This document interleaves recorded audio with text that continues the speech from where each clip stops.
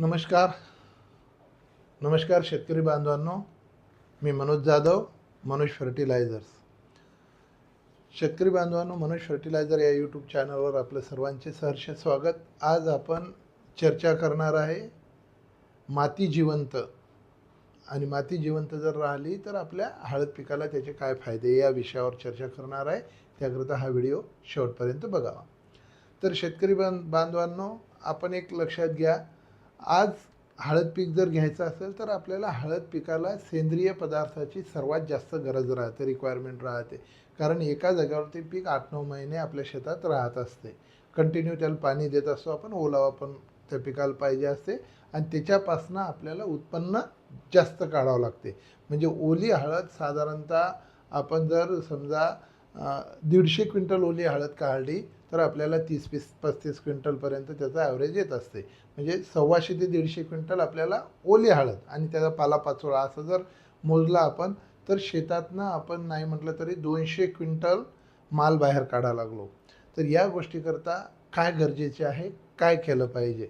तर शेतकरी बांधवांनो, सर्वात महत्त्वाचं आहे सेंद्रिय पदार्थ का गरजेचे आहेत? कारण सेंद्रिय पदार्थ याच्याकरता गरजेचे आहेत जे तुमच्या जमिनीमध्ये जीव आहेत, जीवाणू आहेत, जे काय मित्र आपल्या बुरशी आहेत, मित्र आपले जे काय बॅक्टेरिया आहेत, फंगा आहेत, यांना जिवंत राहण्याकरता ऑर्गॅनिक कार्बनची खूप गरज राहत असते.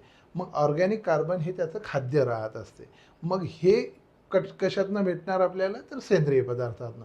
म्हणून आपल्याकडं जर चांगलं कुजलेलं शेणखत असेल तर कमीत कमी 3 ट्राल्या चांगलं कुजलेलं, म्हणजे लक्षात घ्या, कुजलेलं जर शेणखत नसेल तर मुळीच टाकू नका. कुजलेलं शेणखत नसेल तर ते शेणखत टाकल्यामुळं जमिनीचं तापमान वाढेल. जमिनीचं तापमान वाढल्यामुळं आपल्या ज्या काय फायद्याच्या बुरशा आहेत त्यासुद्धा नष्ट होतील आणि आपल्या जमिनीची जी काय सुपीकता आहे ती कमी होईल. हे एक लक्षात घ्या. आणि ज्या आपले दुश्मन किडी येतात, दुश्मन जे आहेत त्याची संख्या आपल्या शेतामध्ये जास्त वाढेल. त्यामुळं लक्षात घ्यायचं, जर कुजलेलं शेणखत असेल तरच आपल्या शेतात टाका. जर नसेल कुजलेलं शेणखत तर तुम्ही मार्केटमधनं ॲग्रीसर्चचं ओरिजिनो आहे, तर हे ओरिजिनो जे आहे हे मशरूमवर आधारित तयार केलेलं आहे. जे मशरूम शेती करतात लोक, त्याच्या खाली जे काय रॉ मटेरियल राहते त्याच्यावर ऑर्गॅनिक प्रक्रिया करून ते तयार केलेलं आहे. आणि त्यांनी यावर्षी, म्हणजे याच्या आधीच्या वर्षीपेक्षा यावर्षी एक सुधारणा केली. त्याच्यामध्ये त्यांनी NPK कन्सोर्शियासुद्धा टाकलेला आहे आणि सोबतच बुरशा, ट्रायकोडर्मा वगैरे ह्या पण बुरशा त्यांनी टाकून मार्केटला नव्यानं देण्याचा प्रयत्न आहे. तर ते आत्ताच्या परिस्थितीतलं सर्वात 1 नंबरचं जैविक खत आहे, जीवाणू खत आहे, म्हणजे ऑर्गॅनिक खत ज्याला म्हणू आपण, सेंद्रिय खत आहे, ते सर्वात 1 नंबरचं आहे. त्यानंतर ते जर नाही मिळालं तर तुम्ही इंडो गुजरातचं ॲग्री फ्रेश प्रो म्हणून येतं, ते सुद्धा टाकू शकता. त्यांनी काय केलेलं आहे, त्याच्यामध्ये निंबोळी खत, हाडाचा चुरा आणि असे बाकी ज्या गोष्टी आहेत ह्याचं मिश्रण करून तुमच्यापर्यंत ते पोचवत आहेत. ते जर उपलब्ध नसेल तर ॲग्रीकॉन कंपनीचं बायोमास म्हणून येते, ते सुद्धा यांनी सेंद्रिय पद्धतीनं व्यवस्थित करून मार्केटला दिलेलं आहे. हे जर नसेल तर टाटा रॅलीचं जिओ ग्रीन आहे, ते सुद्धा आपण टाकू शकता. हे एकरी 10 बॅगपर्यंत आपण टाकायचं, जेणेकरून शेणखताला आपल्याला पर्याय मिळत. मग हे वापरायचं कसं? तर हे वापरायचं असं, ज्या वेळेस आपल्याला बेड पाडायचे, बेड पाडण्यापूर्वी 2-3 दिवस आधी शेतामध्ये एकरी साधारणतः 4 ते 5 बॅग सुपर फॉस्फेट घ्या. सुपर फॉस्फेट आपलं साधं जरी घेतलं तरी चालते, झिंक बोरॉनवालंच पाहिजे असं काय आग्रह नसला तरी चालते. साधं सुपर फॉस्फेट घेतलं तरी चालते, कमी किमतीचं सुपर फॉस्फेट घ्या, एक 4 ते 5 बॅग. त्याच्यामध्ये हे 10 बॅग मिक्स करा आणि त्याच्यासोबत आपण ग्रिफिन जे आहे, IPL बायोलॉजिकल कंपनीचं ग्रिफिन, हे टाका, ज्याच्यामध्ये बॅक्टेरियाज राहतात. जर ग्रिफिन नाही उपलब्ध राहिलं तर वेलॅग्रोचं हायरोजी टाका. हे जे आहे तर हे आपल्याला बऱ्यापैकी फायदा त्यामध्ये देईल. ह्या ज्या गोष्टी आहेत ह्या मिक्स करून आपण जर टाकल्या तर काय होईल, जमिनीमध्ये ऑर्गॅनिक कार्बन म्हणजे सेंद्रिय पदार्थ राहील. सेंद्रिय पदार्थाचं विघटन होऊन जमिनीत ऑर्गॅनिक कार्बन तयार होईल. मग ऑर्गॅनिक कार्बन तयार जर झाला तर तुमच्या जमिनीतल्या ज्या मित्रबुरशी आहेत त्यांना खाण्याकरता अन्नधान्य मिळेल. मग एक लक्षात घ्या, आपल्या जमिनीतल्या बुरशा, ज्या फायद्याच्या बुरशा आहेत ह्या कमी का व्हायला लागल्या? कारण आपल्या जमिनीमधलं ऑर्गॅनिक कार्बनचं प्रमाण कमी व्हायला लागलं, म्हणजे त्याचं खाद्य कमी व्हायला लागलं. याच्यावर उदाहरण जर द्यायचं झालं तर तुमच्या गावात जर वीज पुरवठा नसला, रस्ते नसले आणि अन्नधान्याचा पुरवठा जर व्यवस्थित नसला तर तुमचं गाव तुम्ही पुनर्वसित करून दुसरीकडे कुठेतरी तुमची वस्ती, मुलांना सुरक्षित ठिकाणी तुम्ही हलवणार.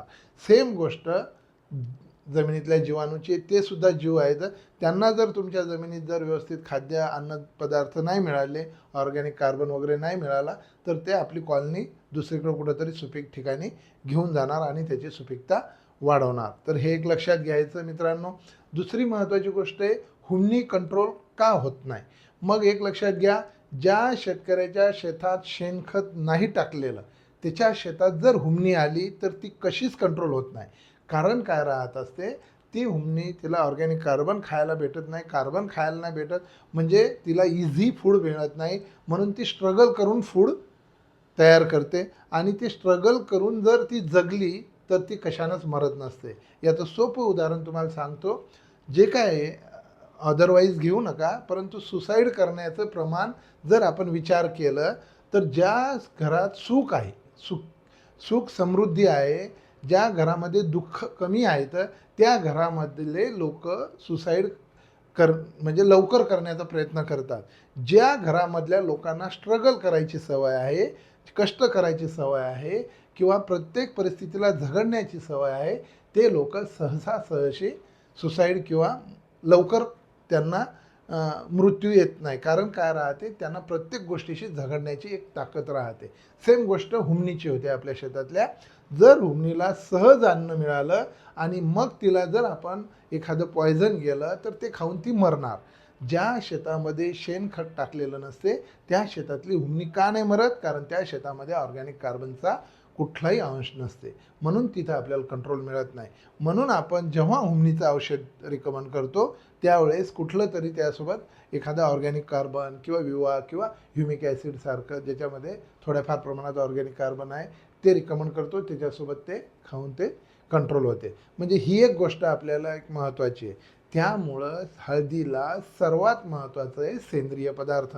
म्हणून हळदीचं जे सुरुवात करायची तर एक लक्षात घ्या, चांगलं कुजलेलं शेणखत असेल तर खूपच चांगलं, गांडूळ खत असेल त्याच्यावरून चांगलं.